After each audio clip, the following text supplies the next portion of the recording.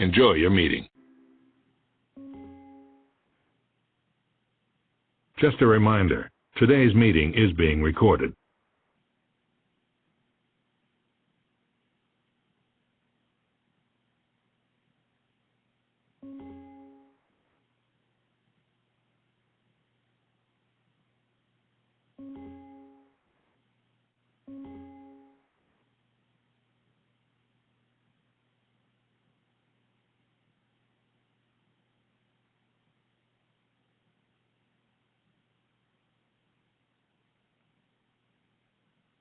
Hey, good afternoon. This is David Blake, and this is Tuesday Tech Talk.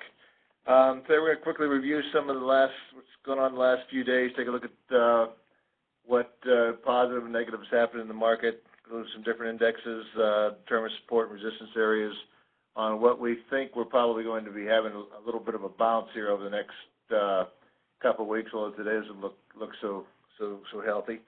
But anyway, what we usually do is we talk about 20 or 25 minutes, then we open it up for some questions on individual stocks or sectors, industries, whatever you want to talk about. And first what we're going to do is review a little bit of what was going on last week. And last Friday, we got a little bit of a bounce from the Bank of Japan cutting interest rates to below zero. The market took off. The Dow Jones surged almost 400 points. That was actually the best day since like the last day or so of August.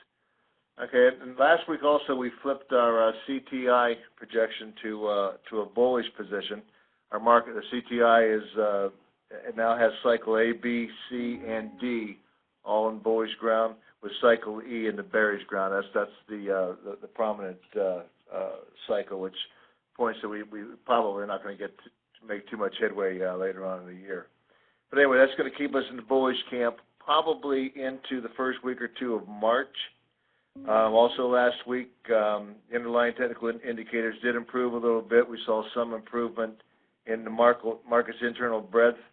Almost every sector was higher last week, led by utilities, energy, consumer staples. As you notice, we had that big rally in oil that lasted about a week and a half that took it off that 2650 area that we had targeted, and we got a bounce almost to 34. I do want to mention, if you read the daily commentary, that we mentioned that if oil was unable to hold above 30.5, we would probably see some more induced selling from that. People may want to come in and try to get short again, which we saw that break today, which is causing a pickup in the selling. But anyway, last week every sector was positive, and in fact, only the healthcare sector was down. It was off about 2%. Most of that was due to selling in biotechs. But what I want to do right now is, before we go into some of the energy stocks, is that was what we wanted to talk about today, is maybe a couple stocks that we can look at to buy on these pullbacks that you may want to keep in your portfolio for a longer term. We've been doing some trading on these. But I think if we get another pullback down here to the mid-20s, it would be an opportunity for us to buy some stocks, and we'll take a look at a couple that look like they have the balance sheet strength to hold up over the long term. Okay, the first one here we're going to look at is the Dow Jones. You can see this bounce here from about 2 weeks ago, where we had the hammer pattern on the candlestick, and we've had a pretty nice bounce through last Friday. Yesterday we had a little bit of a doji candlestick, and today we're coming back and kind of refilling this thing here. It still looks fine. I think you can see we have a positive momentum now.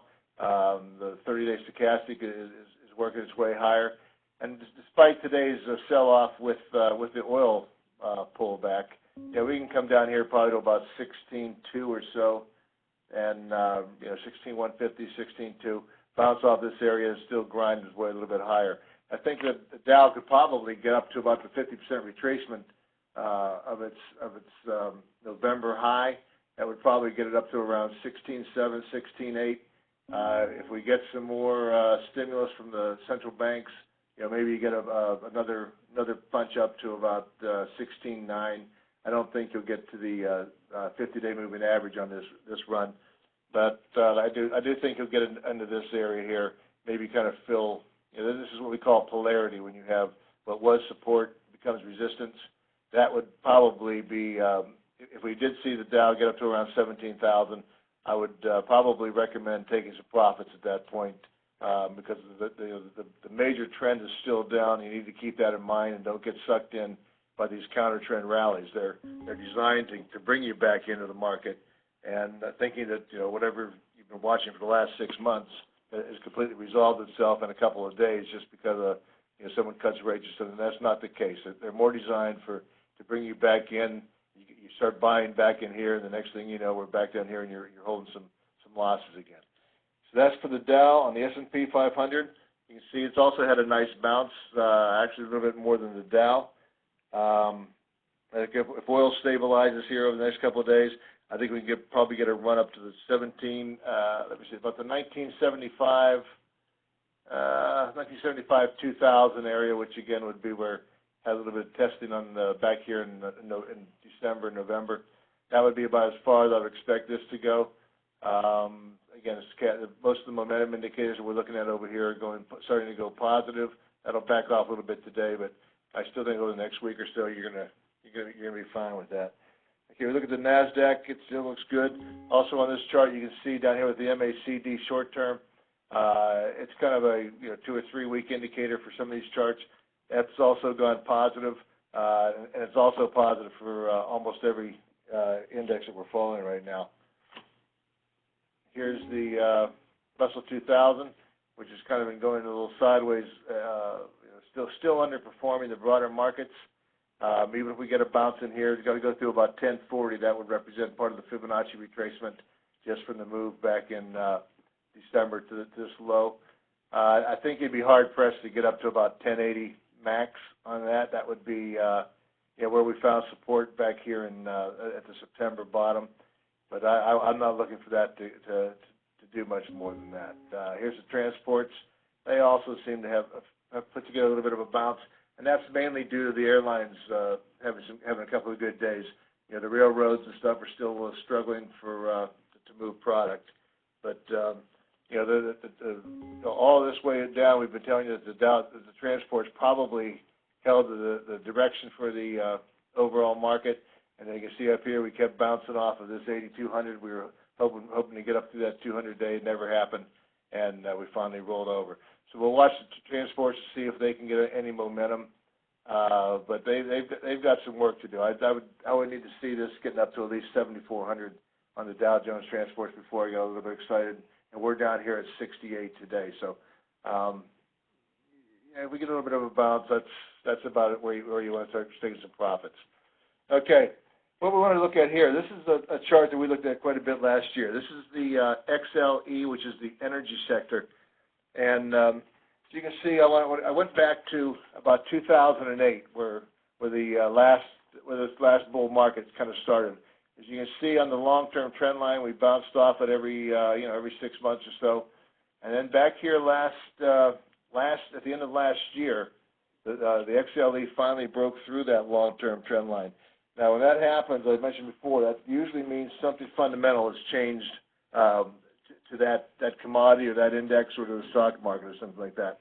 So we didn't know what was going on, but we came up here in textbook fashion, bounced off it, bounced off it, bounced off it. We tried to regain that trend line, couldn't do it. Now we've taken that move over the last couple of years. We've broken down to the Fibonacci retracement of 61.8, or 61.7, sorry. And now we're down here around 60. Today we're at 55 and change, right in this area. And usually when you see this thing break this level, this 61.8% level, you can usually get a full retracement to the lower level. So maybe we try to stabilize in oil and it goes sideways for a little bit, but there's potential in the longer run throughout the year that we could still see a little bit of weakness in this. I don't see anything that's making me want to jump in here to buy at random on that. So okay, here's a look at the 1 year chart, and this does have a little bit of some accumulation over here that may end today. But you have a little bit of positive momentum over here on the 1 day on this little bounce off of that from those lows from where oil kind of bottomed. and then you also have the MACD going positive on this also. So there is a little bit of accumulation on that. I would what I would probably recommend is I think you ought to be thinking about another pullback in energy and also in oil to this 2650 area. I think if we can see that again, you see where it represented a great buying opportunity for a nice trade before. This time, if we can get a double bottom at that area, I think you probably want to start to think of some good companies that you might want to put into for more than just a trade. Some of them pay good dividends. We're going to look at some of the big ones and some of the smaller ones. Also, some of the companies that Goldman and Merrill and Morgan Stanley have recommended for their clients, and also that may be acquisition candidates. So stepping ahead in here, what we first want to look at is, okay, this is USO. This is the United States Oil Fund. It's an ETF. Again, we don't see much accumulation in this, but crude oil has had a nice little rally over here. This is a trading around $9. Today we're at, let's see how bad it's getting beat up today. Okay, we're down here about 868. I think if you can see this thing get down here in the low 8s, probably anything 8.25 to down to $8, you can buy this thing at that level. It got down to about $7.95, I think, over at this point.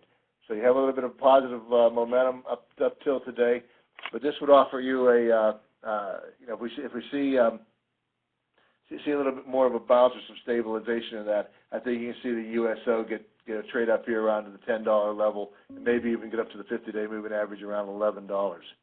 Okay, so why am I thinking we're close to a bottom for oil? Couple weeks ago in the market letter, I mentioned that we were starting to see some positive signs that made me inclined to think that we're getting closer to a bottom. And part of that was all the way down with oil from about 60 down to about 40. You had guys coming on the TV every day, and this is kind of an indicator that we kind of watch. They were calling for oil to go back to 70, 80. Boone Pickens the other day came in. He came in and thinks it's going back to 100 or something. But all of a sudden, right over in here, we started seeing the analysts coming on saying we're going to $10, we're going to $15, and once they start flipping the other way, that's usually a good indication that you can take that as a contrarian indicator and start thinking about accumulating. And that was a sign to me that perhaps we're very close to the bottom if we haven't seen it already. Now, ideally, what we'd like to see would be to see this the crude oil come down, which would move the USO down to about the 2650 area. That would indicate that we'd had a double bottom in the commodity. Now, another thing that made me think that we're probably near the bottom. There's a report called the Commitment of Traders, the COT, that they follow basically what the money managers are doing, the hedge funds, whether they're long or short the futures on commodities or the indexes. In other words, that basically it tells you what they're doing with their money, not what they're saying on TV or whatever. And on that sell-off on 120, we saw a reduction in the shorts on the futures by about 5,500 contracts. And then we saw an increase in the net long position of about 28,000 contracts. That's only about a 5% increase in net longs, but that showed that they were comfortable covering some of their short positions in that area and began to take long positions. Now this isn't just the mom and pops buying oil at that and flipping contracts over there. This is the hedge funds and main analysts and some of the bigger money managers that people that actually know. So that's another indication that we are very close to probably putting it at the bottom. And I think, again, if we can see around the 2650, 27 area, it's time to start buying some of these things for your longer term holdings. Now, one of the things that we also want to watch in here is why we had this run up in oil last week when Iran was coming on board was beyond me. Iran is trying to get rid of as much oil as they can. If they can get $20 a barrel, that's better than nothing, which they've gotten over the last couple of years. So I think that as long as this Mideast oil is coming onto the market, you're not going to see a big rally over the short term. But when the main commodity is down, 65, 70% from its highs, I think it represents an opportunity for you to put some money into that sector, the energy sector, and hold on to it for longer term. Okay, now I think what we're doing today is take advantage of this turn down.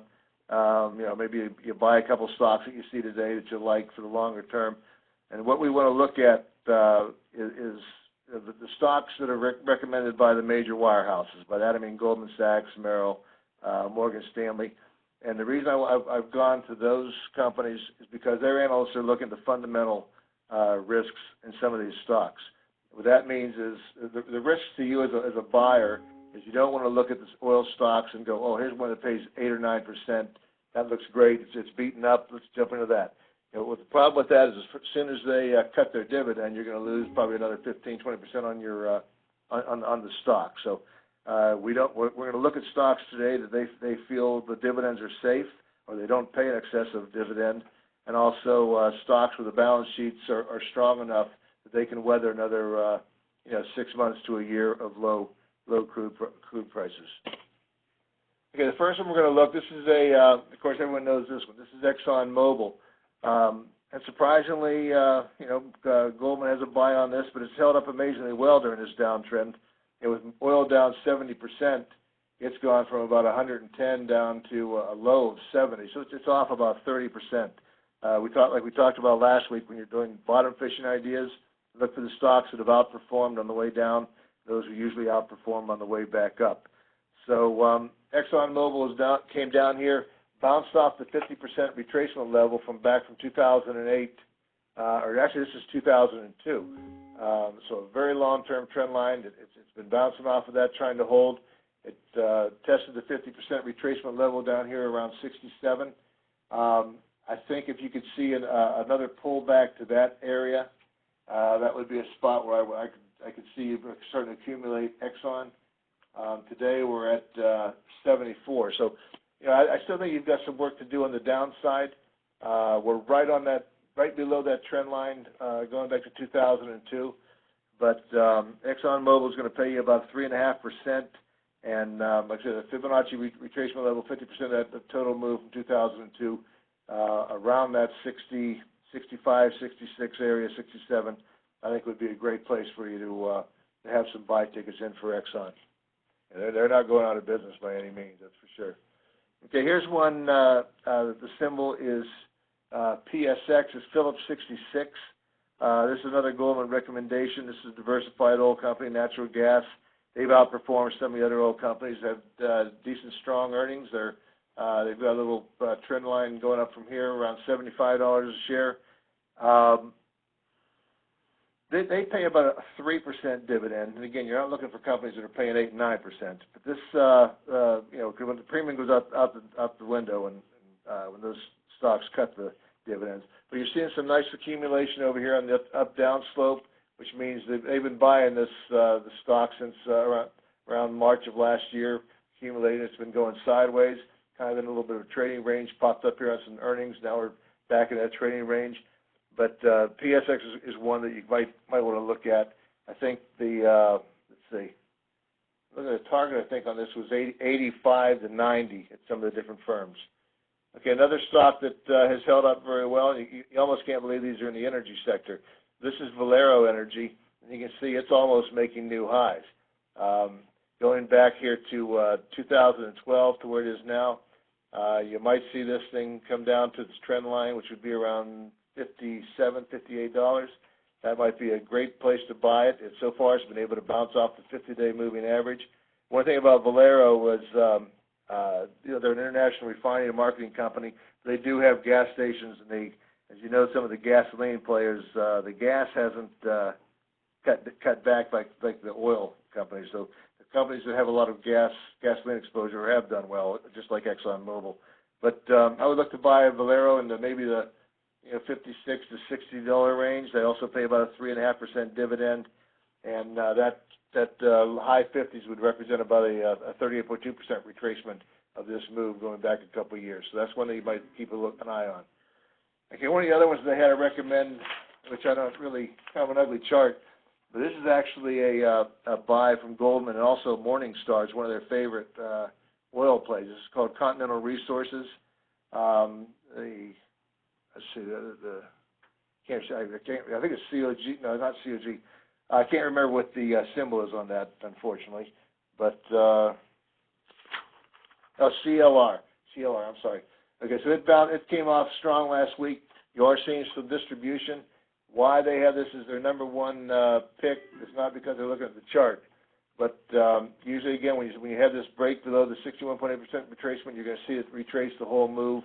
I think if you can see Continental Resources down here in this $10 area, $12 area, according to them, the balance sheet is strong. They've been buying a lot of land. They have about 1.2 million acres in the Bakken Shale area. We're near a 52-week low, but this is a pure oil bounce play. They don't pay hardly any dividend at all. But if you can see this thing get down to the $10 to $12 range, then maybe we could agree with Morningstar and Goldman. This might be one to at least take a look at. But you also want to look up on your own fundamentals on this thing. Okay, the next one is Pioneer Natural Resources, PXD. This is another Goldman pick. This is a play on the Texas oil and gas companies. Goldman likes their balance sheet. They pay less than a 1% dividend, so you don't have to worry about getting caught with that. It has retraced about 50% of its move since back in 2009, trying to hold above that. Not sure if it's going to or not. The accumulation, the distribution is flat. But if you can get a buy on this thing in the high 90s, it might represent a buying opportunity. But if it cracks this support around that area, you'll probably see this thing in the mid 80s. Doesn't show a lot of selling pressure, which is good. But this also I've heard may be a potential takeover candidate. I heard Morgan Stanley, I think, and Merrill Lynch both had this. And they have price targets on this thing of $80 to $90, even though it's a buy, which is about $15, $20 lower than where it is now. But again, I would wait for a pullback on Pioneer to some of these retracement levels before nibbling away at some of these. Here's Merrill Lynch had a list of their strongest buys. Again, the chart looks pretty ugly. This is ConocoPhillips. The symbol is COP. It's a number one rated stock at Merrill. In fact, it's their favorite oil play. A lot of distribution on the up-down ratio, which looks to me like you're going further south. It's almost retraced the whole move from 2009 on. But I think if you can pick up some shares at around $30 or just below that, this might be one to nibble on. And a couple of these things you can also probably, if you put them in your stock watch feature, as these things start to put in a bottoming pattern, which you may not catch the low at that point, but that's fine. If you can get 70% of the next up move, that'd be wonderful.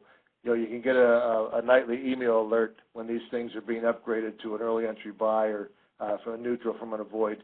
And it might be a time for you to take another look at the chart and make sure they're under accumulation, and those would be the ones that you want to start to nibble on.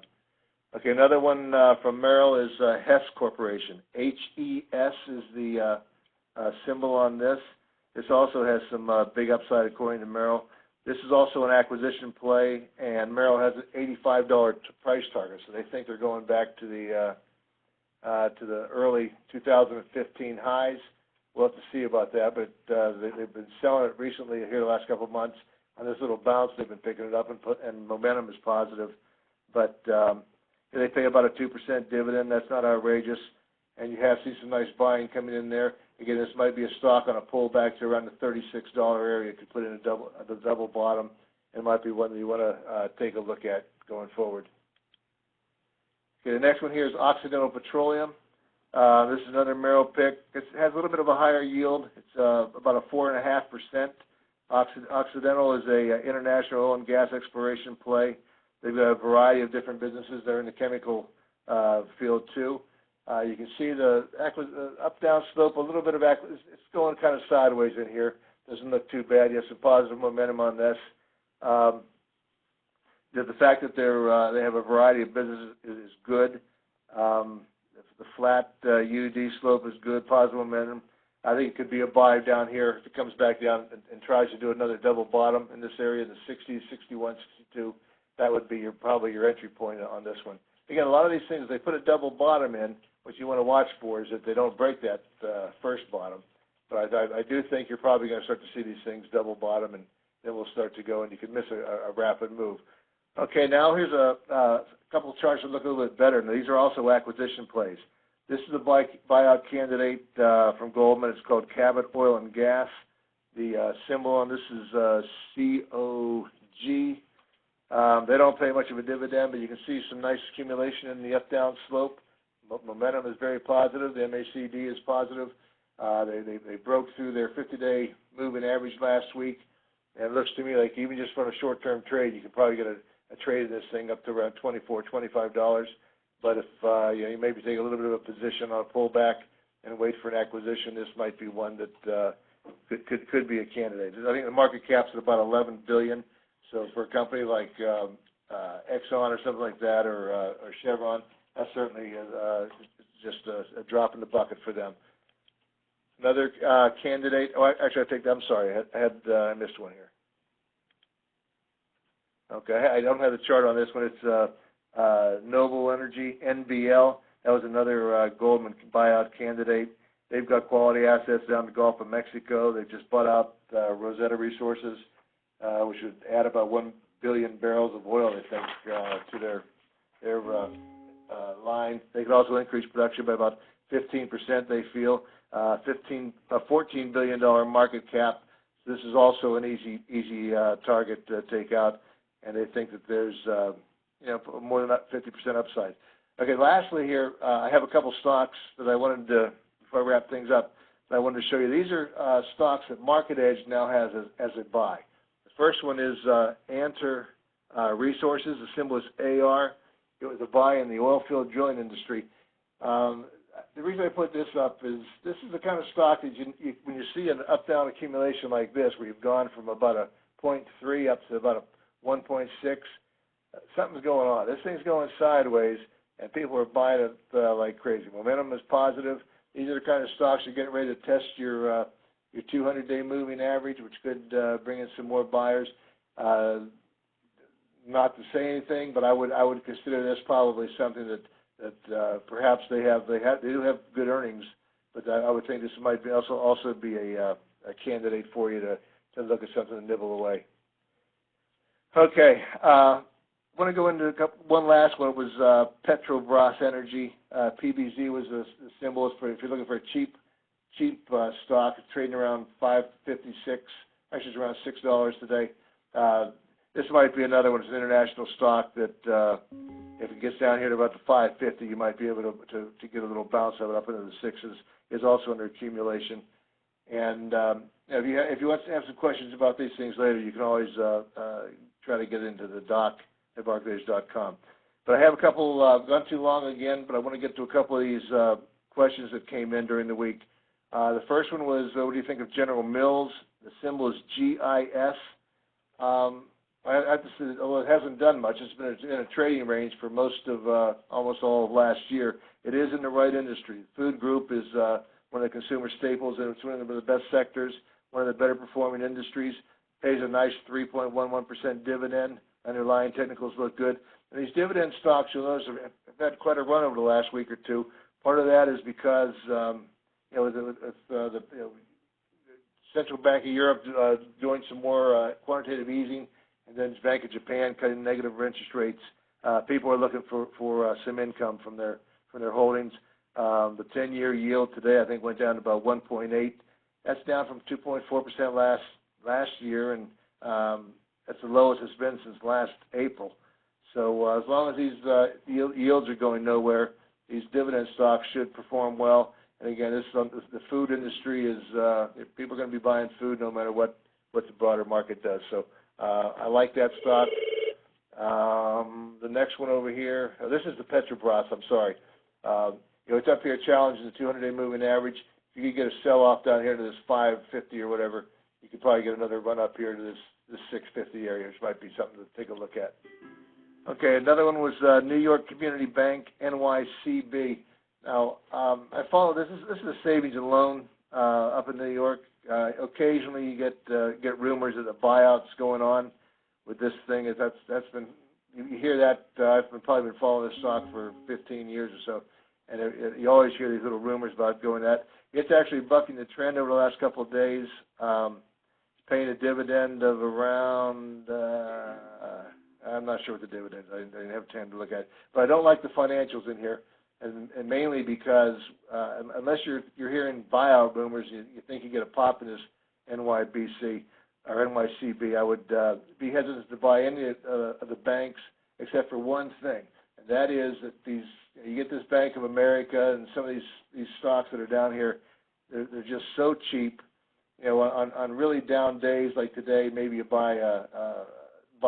a little nibble. I know you could have bought, I think, Bank of America last week at like 12.80 and ran up almost to 14 just on a stronger market. So the only reason you want to buy the financials right now is for a quick trade, and they're not going to really do much until you start to see a spread in the dividend yields. Okay, another chart they asked me to look at was Intel. It was looking better, but you had this gap down. Like on the last earnings call, people came in to buy it. Anytime you get Intel down here around around $29, it seems to have been a buy. You had a reverse head and shoulders pattern up back here, which was kind of a nice little opportunity. Targeted about 36, which is where you got on that move, and now you're kind of retraced this. You are back above this 50% retracement, so watch Intel down here around $29. I'm not sure that you're going to get a lot of upside. Part of that is just because I'm not really wild about the semiconductors in general. You can see they've had quite a pullback here over January. Was a pretty tough month for that. Again, a lot of the semiconductors get a lot of their revenues from overseas, and with the slowdown, I wouldn't be too dependent on companies with a lot of international sales, but the strong dollar is going to weigh on that. Okay, I've got to kind of wrap it up. I'm going to take a look at some questions right now. If I can get this chat room up here. Okay, any thoughts on Wynn Resorts and Time Warner Cable? Let me see here. And also look at Guild, G-I-L-D. Okay, I'm going to switch this over so I can change this out to the charts live on this. KMI also. Okay, all right. Now, Wynn Resorts, I looked at a couple weeks ago and had a great looking little chart on that. Let's see what it's doing here over the last couple weeks.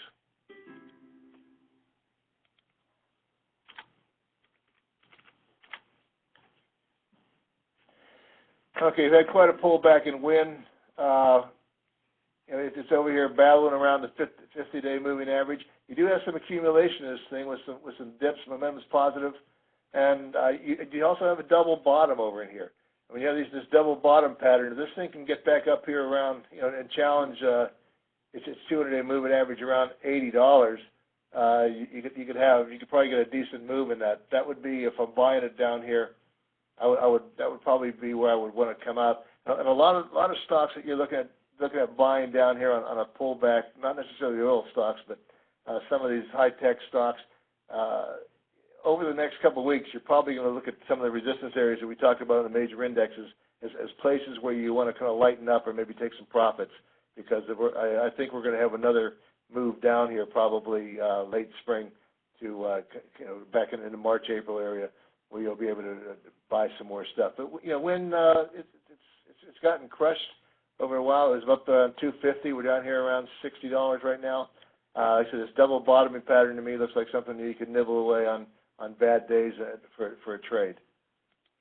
Time Warner, TWX. Nice accumulation over here. Let me see what that pays on a dividend, because that might be why it's jumping up.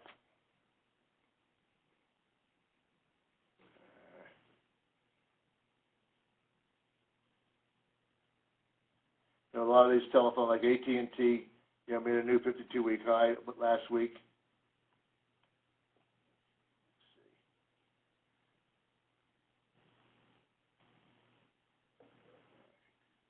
I can't get my computer to type in letters. All right. Anyway, but I think you know, Time Warner may pay a decent dividend. It's under accumulation, but you know, my idea on these. It looked like he may be having a little bit of an inverse head and shoulders on this. Yeah, except for the accumulation thing, unless it's paying a good dividend, I would have. I don't know what the why you want to go into the cable thing. I think this whole thing where they're cutting the cord is going to weigh on the cable companies and keeping them kind of in a trading zone. Okay, GILD.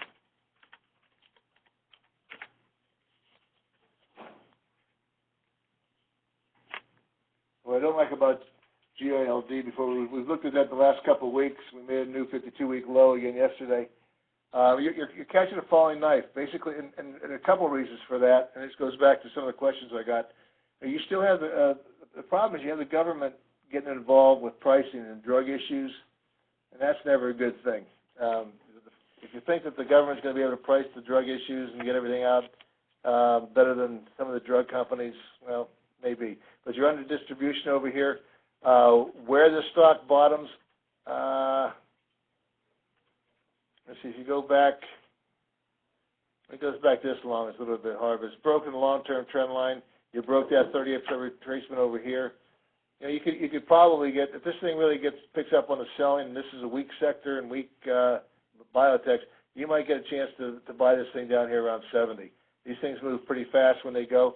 But no matter what the pipeline and stuff is like that, you're in the wrong sector, and you may not want to be. You know, you're just catching a falling knife. You may want to wait until you see this thing show some accumulation and show some bottoming patterns. It's certainly not showing a bottoming pattern in here. I'm going to go back and see if we have any more questions over here. Please comment on Europe this week. Okay. Again, with Europe.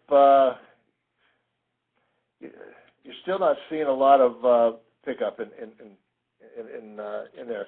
I would think you'd go to the stock to the ETF Center and Market Edge and look at see the individual countries that may be outperforming.